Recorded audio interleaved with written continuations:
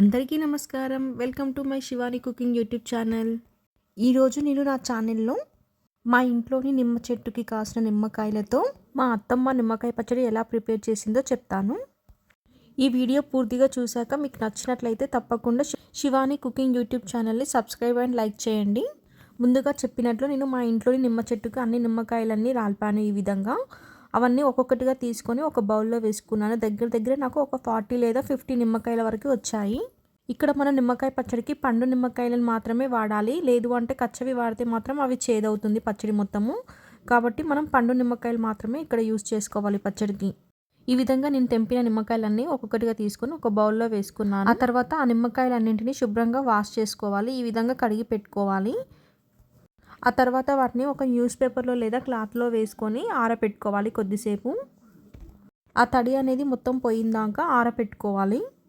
చూసారు కదా, ఈ విధంగా ఆ న్యూస్ పేపర్లో అన్ని నిమ్మకాయలని ఆరబెట్టుకున్నాక కొద్దిసేపటి తర్వాత అవి వాటర్ అనేవి మొత్తం వెళ్ళిపోయాక ఒక్కొక్కటిగా తీసుకొని ఒక క్లాత్తో వాటిని గట్టిగా తూడ్చుకోవాలి. వాటర్ లేకుండా తూడ్చుకొని ఒక బౌల్లో వేసుకోవాలి. ఈ విధంగా ఇప్పుడు ఒక్కొక్క నిమ్మకాయని తీసుకుంటూ ఈ విధంగా నిలువుగా కట్ చేసుకోవాలి. ఒక నిమ్మకాయలో 4 ముక్కలు వచ్చే విధంగా కట్ చేసుకోవాలి.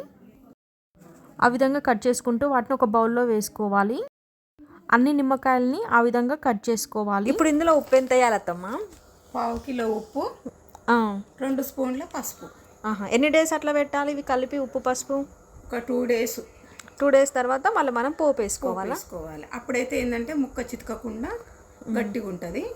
కొందరైతే వారం రోజులు కూడా ఊరేసుకుంటారు, కానీ ఇష్టం అది. పసుపు 2 స్పూన్లే వేయాలా? టీ స్పూన్లు ఎక్కువ వేస్తే చేదు వస్తుందని 2 స్పూన్లే. సరే.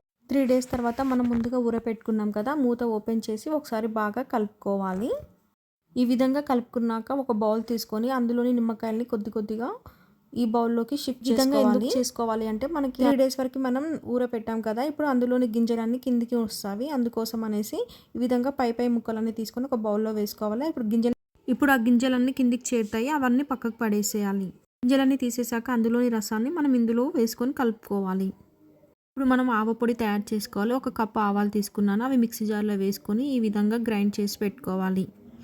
1 కప్పు మనకి ఆవపొడి అయితే సరిపోతుంది. ఇక్కడ అందులో ఒక స్మాల్ కప్ తోటి జీలకర్ర మెంతుల పొడి వేసుకోవాలి. అలాగే ఒక 4-5 ఎల్లిగడ్డలు మనం ఇక్కడ వేసుకోవాలి, కచ్చాపచ్చాగా దంచి. ఎల్లిగడ్డలు వేసుకున్నాక ఈ విధంగా బాగా కలుపుకోవాలి. ఇప్పుడు మనం అందులో కారం 1/2 కేజీ వరకు కారం వేసుకోవాలి. ముందుగా మనం నిమ్మకాయలు ఊరపెట్టేటప్పుడు మనం అక్కడ సాల్ట్ వేసుకున్నాం కదా, ఇప్పుడు వేసుకోవాల్సిన అవసరం లేదు. ఒక కారం ఒక్కటి వేసుకుంటే సరిపోతుంది. ఇక్కడ 1/2 కిలో కారం అయితే సరిపోతుంది ఈ నిమ్మకాయలకి. ఈ విధంగా కారం వేసాక మొత్తం ఒకసారి బాగా కలుపుకోవాలి. ఆ కారము ఆ మసాలాలన్నీ నిమ్మకాయలకు పట్టే విధంగా ఒకసారి బాగా కలుపుకోవాలి. ఇప్పుడు అది పక్కకు పెట్టుకొని పోపు తయారు చేసుకోవాలి. ఇప్పుడు స్టవ్ ఆన్ చేసుకొని కడాయి పెట్టుకొని అందులో 1/2 కిలో వరకు ఆయిల్ వేసుకోవాలి. పల్లి ఆయిల్ మాత్రమే యూజ్ చేయాలి, పచ్చడికి చాలా టేస్టీగా ఉంటుంది. సో ఆయిల్ అనేది హీట్ అయ్యాక ఇప్పుడు అందులో 2 టీ స్పూన్ల జీలకర్ర వేసుకోవాలి. ఆ తర్వాత 2 టీ స్పూన్ల ఆవాలు వేసుకోవాలి. ఒక 1 మినిట్ తర్వాత అందులో 2 వెల్లిపాయల్ని కచ్చపచ్చగా దంచుకొని వేసుకోవాలి, పొట్టు తీసినవి. అలాగే 2 టీ స్పూన్ల జీలకర్ర మెంతుల పొడి వేసుకోవాలి. పోపులో చాలా టేస్టీగా స్మెల్ కూడా చాలా బాగుంటుంది. ఒక అర్ధగంట తర్వాత పోపు అనేది చల్లారుతుంది. ఆ చల్లారిన పోపుని తీసుకొచ్చి మనం ముందుగా కారం మసాలాలు పట్టి పెట్టాం కదా నిమ్మకాయలకి, ఇప్పుడు అది మొత్తం అందులో వేసుకోవాలి. ఈ విధంగా పోపు మొత్తం వేసుకున్నాక ఒకసారి బాగా కలుపుకోవాలి. నూనె కారం అవన్నీ మొత్తం ఆ నిమ్మకాయల ముక్కలకి పట్టే విధంగా కలుపుకోవాలి.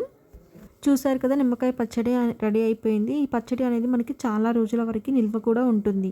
ఈ వీడియో మీకు నచ్చినట్లయితే శివాని కుకింగ్ ఛానల్ని సబ్స్క్రైబ్ అండ్ లైక్ చేసుకోండి. Thanks for watching.